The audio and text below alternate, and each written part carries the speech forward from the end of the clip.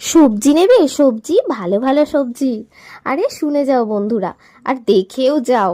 আমার হাজব্যান্ড আমাকে অফিস থেকে ফেরার সময় ফোন করেছিল, করে জিজ্ঞেস করলো যে হ্যাঁ গো, বাড়িতে কিছু সবজিপাতি আছে নাকি নিয়ে যেতে হবে। আমি বললাম যে সবজিপাতি কিছুটা আছে, আর কালকে তো সানডে, তাই কালকে তো এটা ওটা রান্না হবে, তাই সবজিপাতির সেরকমভাবে কিছু দরকার নেই। ও বাবা! তার মধ্যে আমি বাইরে বেরিয়ে দেখি ঘর থেকে যে ও অফিস থেকে ফিরে এক ব্যাগ সবজিপাতি এনে রান্নাঘরে রেখে দিয়েছে। তো যাই হোক, যথারীতি আমাকে এগুলো সমস্ত কিছু গুছিয়ে ভালো করে তুলে রাখতে হবে, কারণ এই সবজিপাতিগুলো ফ্রিজে রাখলে অনেক দিনই চলে। তো আমার হাজব্যান্ড বলছে, আরে তুমি তো সবজিপাতিগুলো সব ফ্রিজেই রাখো, তো থাকবেই। তার জন্য আমি একেবারে নিয়েই চলে আসলাম। তো ঠিক আছে, এনেছে যখন সমস্ত সবজিপাতি, সবজিপাতি তো লাগেই, রোজের কী রান্না হবে এটা ওটা ঘুরিয়ে ফিরিয়ে রান্না করাই যায়। আর সবজিপাতি ফ্রিজে ভরা থাকলে না বেশ ভালোও লাগে আমার।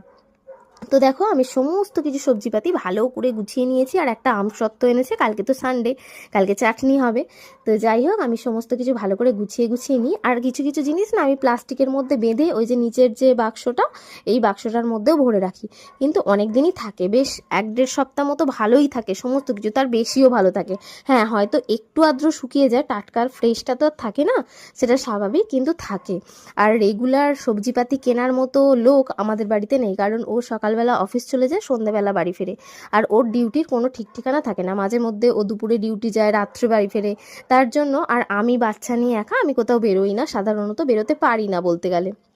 আর আমাকে করতেও হয় না, করতে হলে অবশ্যই হয়তো বেরোতে হতো, কিন্তু করতে হয় না সেইভাবে।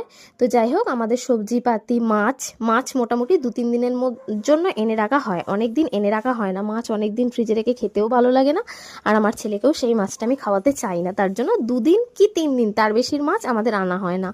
তো যাই হোক, সবজিপাতি আমার সমস্ত কিছু গুছানো কমপ্লিট। আর এই দেখো, এটা হচ্ছে ধনেপাতা, মানে প্যাকেট ধনেপাতা। তো এটা আমার অনেক দিন চলবে।